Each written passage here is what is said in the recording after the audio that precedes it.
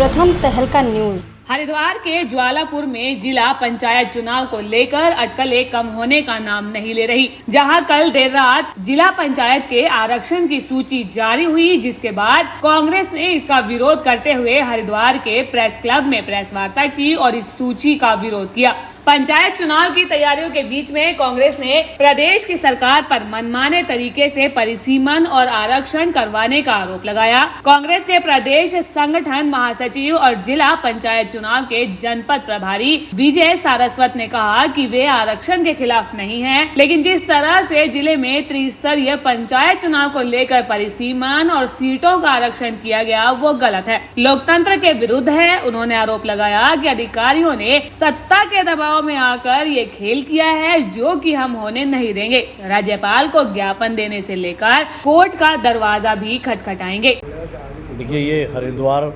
देवभूमि का सिरमौर है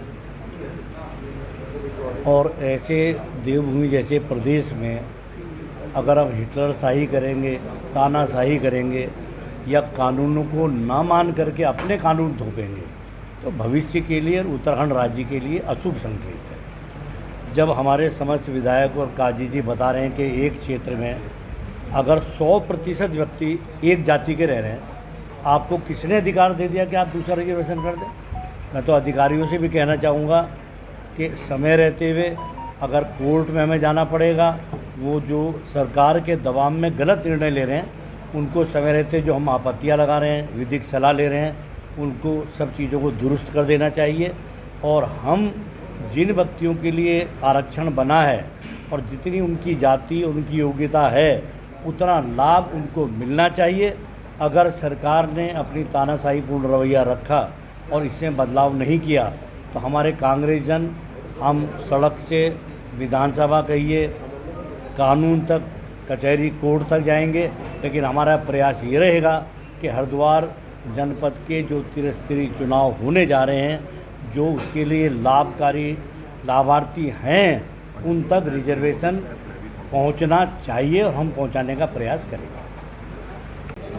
सबसे पहले तो ये धोखा है इस ज़िले की जनता के साथ। एक धोखा आप पहले कर चुके हैं, चुनाव लेट करा के। आज देहात की जनता, गाँव की जनता परेशान है। बारिश हो रही है, नलके नहीं हैं। आप जल जीवन मिशन करोड़ों रुपए के प्रोजेक्ट लेके आ रहे हैं, पर आप हैंडपम्प में पैसा नहीं दे रहे हैं। आज विधायक सफ़र कर रहे हैं, अपनी निधि से कुछ इधर उधर से कर करा के नलके लगवाने का काम कर रहे हैं। आप बस हाथ खड़े कर देते हो कि हमारे हाथ में नहीं है। और दूसरी आप गलती अब ये करने जा रहे हो कि आप जो है रिजर्वेशन के नाम पे अपना स्वार्थ सिद्ध कर रहे हो। जहाँ जहाँ आपको लग रहा है कि हमारा आदमी नहीं है, वहाँ पे आप ऊटपटांग हरकतें कर रहे हो। अधिकारी पूरा प्रेशर में है और ये इस जिले में कुछ हारे हुए विधायक जो कि फेडअप है, फ्रस्ट्रेशन से में ज़्यादा है, जिनको अपना स्वार्थ सिद्ध करना है कि विधायक ही नहीं मिली तो अब जिला पंचायत में आ जाओ, जिला पंचायत नहीं मिली तो थोड़े दिन बाद ये पार्षद के चुनाव पे भी आ जाएंगे।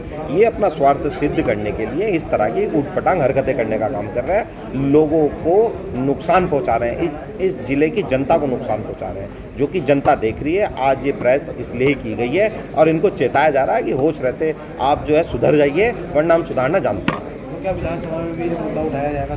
ऑब्वियसली उठाया जाएगा।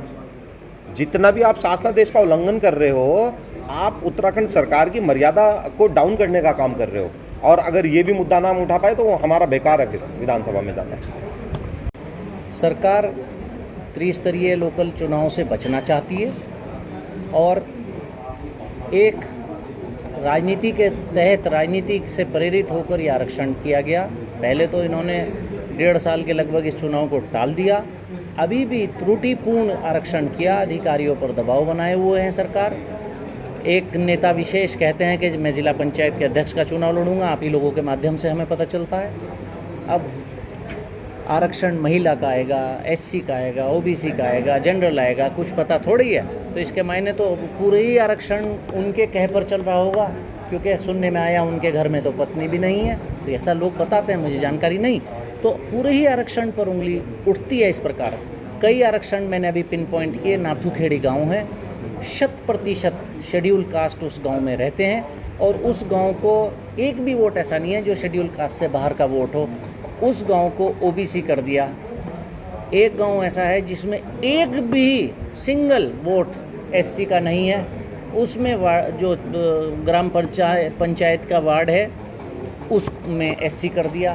बीडीसी का गांव ऐसा है जिसमें एक भी एससी नहीं, उसको एससी कर दिया। तो ये बिना सोचे समझे किया वो आरक्षण है। ऐसे तमाम मिसालें हम आपके सामने रख सकते हैं।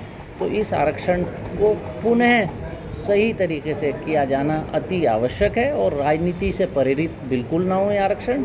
और मैं उम्मीद करता हूँ कि इसको पुनर्विचार इस पर करके और सही आरक्षण किया जाएगा, ताकि जहाँ जिसकी संख्या है उसको उसका हक मिल सके। प्रथम तहलका के लिए ज्वालापुर से जहांगीर मलिक की रिपोर्ट।